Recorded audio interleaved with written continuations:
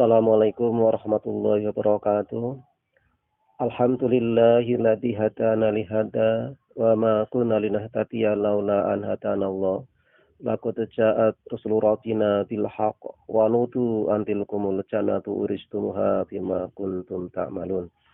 Asyhadu an la ilaha illallah wa asyhadu anna Muhammad Rasulullah sallallahu alaihi wasallam wa ala alihi wa ashabihi amma ba'du. Alhamdulillahirabbil alamin. Puji dan syukur saya panjatkan kehadirat Allah Subhanahu wa taala atas nikmat Allah, anugerah Allah, karunia Allah, tentunya dengan izin Allah pula. Pada kesempatan ini kita sama-sama dalam kondisi sehat walafiat, aman, selamat, lancar, barokah.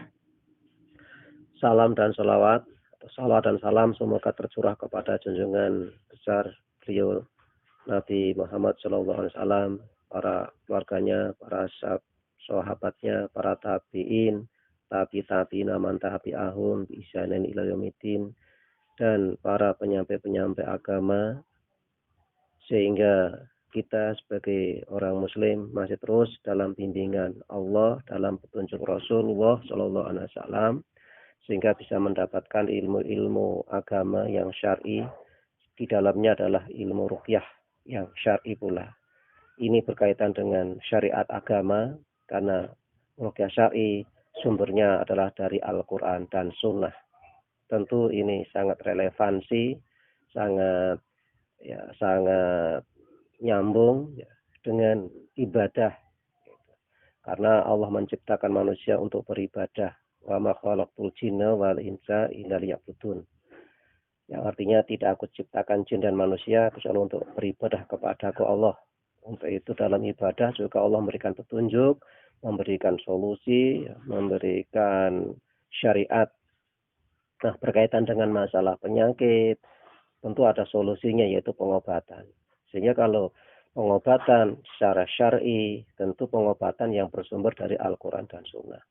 Maka bila kita bertekad atau berkomitmen untuk menghidupkan sunnah, maka diawali dengan kita bertekad untuk mempelajari sunnah-sunnah tersebut, tentu dalam hal ini sunnah yang berkaitan dengan kesehatan. Artinya pengobatan ala Nabi atau pengobatan tibu nabawi. Nah, maka untuk memperjelas masalah ini, saya akan mencoba atau berusaha untuk mengetengahkan atau memaparkan bagaimana ruqyah itu disebut sebagai solusi terbaik, di mana ditinjau dari segala sisi, tentu dari segi dalil, nas dalam Al-Quran dan Sunnah yang layak untuk kita renungkan, untuk kita camkan.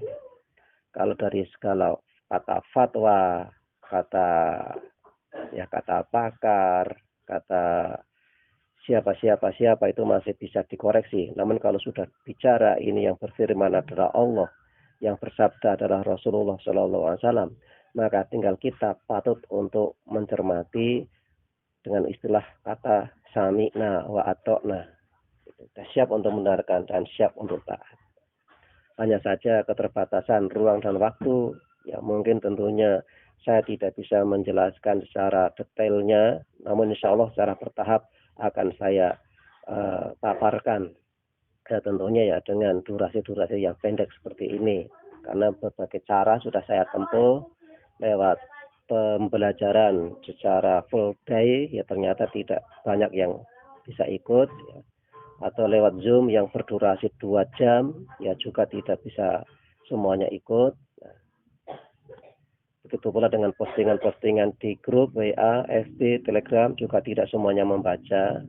Maka harapan saya dengan satu media ini, yaitu YouTube, Anda semua, ya, baik yang sudah bergabung di dalam grup maupun yang masih di luar grup, ya, bisa sama-sama mencermati dan mendengarkannya. Saya langsung saja untuk membahas poin-poin ini. Judulnya adalah ruqyah adalah solusi kesehatan dan ilmu pengobatan holistik. Bismillahirrahmanirrahim. Ruqyah syariah adalah metode pengobatan dan penyembuhan medis dan non-medis yang sumber ilmunya dari Allah dan Rasulullah Shallallahu Alaihi Wasallam.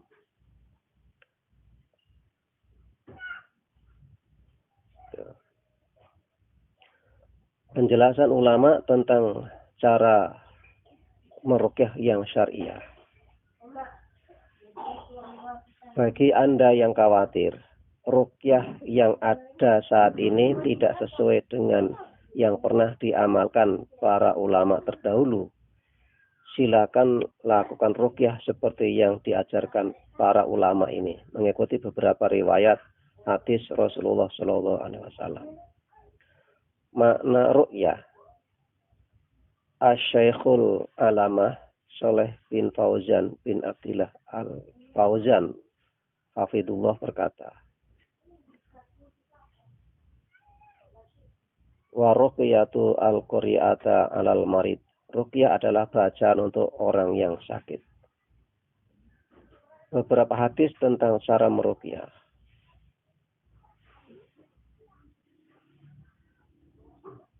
Ummul Mukminin Aisyah radhiyallahu anha berkata, "Ana Nabiyya sallallahu alaihi wasallam kana idas takayaqru ala nafsihi bil muawwidati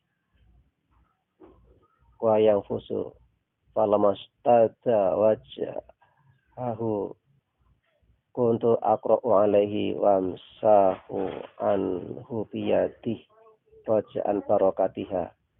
Bahwa Nabi Shallallahu Alaihi Wasallam apabila sakit, beliau membacakan untuk dirinya al-mu'awidat, itu bacaan-bacaan untuk memohon perlindungan kepada Allah dengan surat Al-Falaq dan Anas, dan meniup dengan sedikit ludah.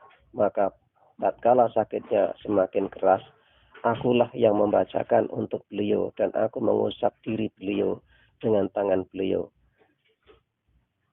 karena mengharap kepada Allah adanya kebarokahan tangan beliau.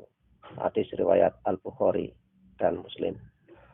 Ummul Mukminin Aisyah radhiyallahu anha juga berkata,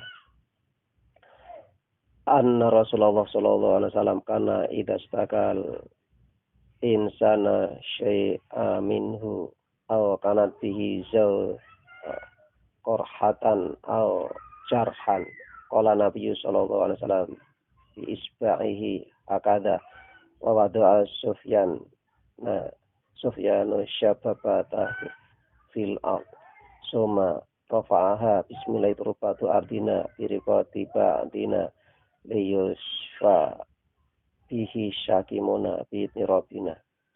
Bahwa Rasulullah sallallahu alaihi wasallam apabila seseorang merasakan sesuatu penyakit, bisul atau luka, maka beliau Shallallahu Alaihi Wasallam menggunakan jarinya seperti ini. Sufyan perawi hadis meletakkan jari telunjuknya ke bumi, kemudian beliau mengangkatnya seraya membaca Bismillahirrahmanirrahim ardina biriqati dina liyusfa bi syakimuna bi nurabina. Bismillah,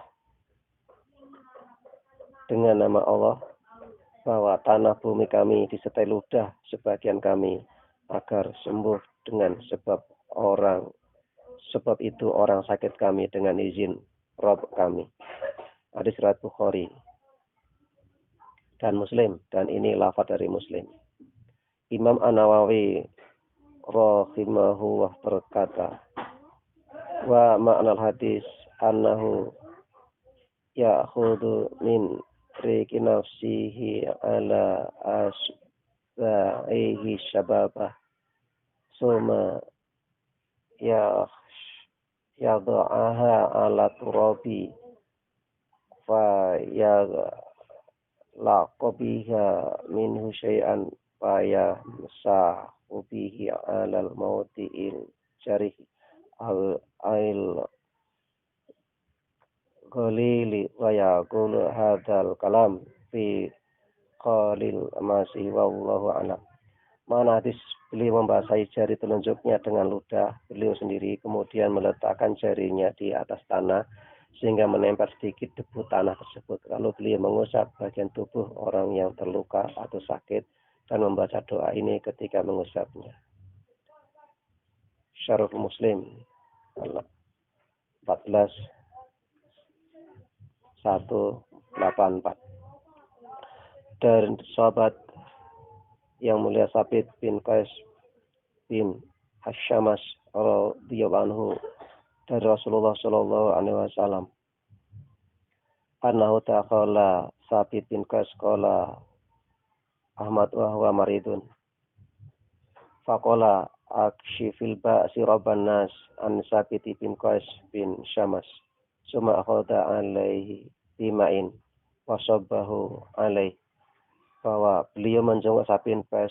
Ahmad berkata, ketika itu Sabit bin Qais dalam keadaan sakit, maka beliau bersabda membaca akshifil ba'si rabban nas an Qais bin Sabit bin Hamas, hilangkanlah penyakit wahai Rob manusia dari Sabit bin Qais bin Syamas. Kemudian beliau mengambil tanah dari Babhan, satu lembah di Madinah, meletakkannya dalam bejana, lalu beliau meniupnya dengan air dan menyiramkannya kepada Sabit. Rawahu Abu Dawud. Asy-Syaikh Ibnu Baz rahimahullah berkata, telah Sabit diriwayatkan dengan sanad yang jayyid dari Rasulullah sallallahu alaihi wasallam bahwa beliau meruqyah Sabit bin Qais bin Syamas di air dan menyiramkan air tersebut kepadanya. Dengan penjelasan dari beberapa hadis di atas dan kata para ulama yang berkaitan dengan ini, maka ruqyah bukanlah bermain jin-jinan seperti yang seperti banyak orang menduga selama ini. Kita sebagai orang iman harus meyakini bahwa ilmu pengobatan yang ampuh dan mujarab di dunia ini adalah ilmu yang bersumber dari Allah, yaitu Al-Quran, dan dari Rasulullah Shallallahu Alaihi Wasallam, yaitu Al-Hadis. Sehingga ruqyah menjadi solusi kesehatan menyeluruh, maksudnya secara holistik bagi seorang muslim. Bukan sekadar penyakit non fisik saja, penyakit fisik pun bisa disembuhkan dengan ruqyah. Banyak orang yang salah paham tentang reaksi ruqyah. Mereka mengira reaksi ruqyah hanyalah seperti yang dilihat di televisi atau di YouTube, yaitu muntah-muntah atau kesurupan. Sehingga ketika dia melakukan ruqyah mandiri atau ruqyah massal atau diruqyah oleh seorang peruqyah tidak mengalami kesurupan, dianggap tidak ada reaksi. Itu tidak benar. Reaksi ruqyah ada sangat banyak sekali selain kesurupan dan muntah. Di antaranya batuk, kesemutan, mual, merinding, pusing, buang air kecil, buang air besar, buang angin, terasa ada yang berjalan di bagian tubuh, terasa panas atau dingin di bagian tubuh, pikiran tidak fokus, sangat ngantuk bahkan sampai tertidur, ingin marah, teriak, nangis, tertawa, jantung berdetak kencang, dada, napas terasa sesak, berkeringat, pundak berat, kedutan, ada yang berdenyut di bagian tubuh, bersendawa, pingsan, mata berkedip cepat, kedipannya tidak normal, tangan atau kaki bergerak sendiri, dan lain-lain. Saat terjadi reaksi-reaksi di atas, fokuskan meruqyah pada bagian tubuh yang ada reaksi tidak nyaman dengan cara meniup, menempelkan tangan, mencengkram atau mengusap sambil terus membacakan ayat dan doa ruqyah sampai reaksi yang tadi dirasakan semakin berkurang dan hilang. Untuk reaksi kesurupan sangat sedikit sekali terjadi. Mungkin hanya sekitar 5 atau 10% saja. Baik pada saat ruqyah massal ataupun ruqyah personal. Berikutnya saya akan menjelaskan fadilah dari ayat-ayat ruqyah itu sendiri. Pertama, Al-Fatihah. Di mana di dalam fadilah atau khasiat Al-Fatihah untuk pengobatan, untuk ruqyah, sangat jelas sekali beberapa hadis-hadis yang menerangkannya.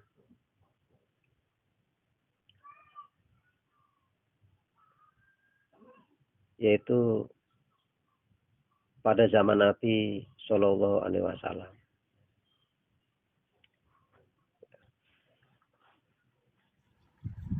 Berikutnya Suasana di oleh pelabuhan. Ibnu Qayyim rahimahullah berkata, yang artinya, aku pernah tinggal di Mekah beberapa hari dalam keadaan sakit dan tidak aku dapat dokter maupun obat-obatan. Maka aku pun mengobati diriku sendiri dengan bacaan Al-Fatihah. Maka aku pun mendapati pengaruh yang luar biasa, yaitu sembuh. Lalu aku pun menasihati orang-orang yang sakit untuk juga membaca Al-Fatihah. Suasana Dan banyak dari mereka yang sembuh pelabuhan. dengan cepat. Tercantum di kitab Ibu Nabawi, Ad-Dawa wa Dawa halaman 9.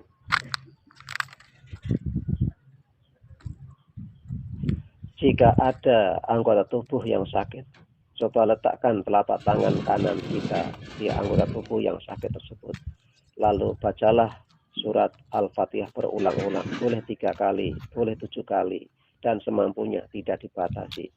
Niatkan agar Allah Asy-Syafi memberikan kesembuhan untuk kita dari sakit ini. Atau bisa juga menggunakan media seperti air, minyak zaitun, habatus sauda.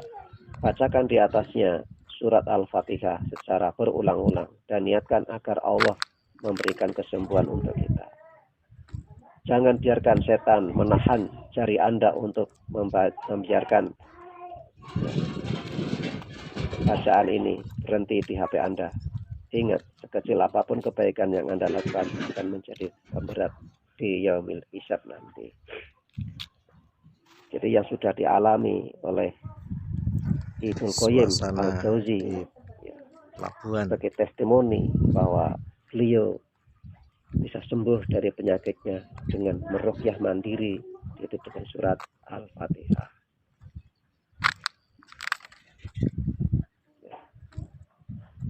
Saya tidak bisa membacakan teksnya karena tulisannya kecil-kecil ini.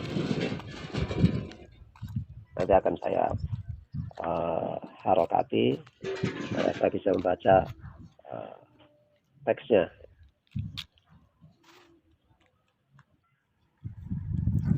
Suasana di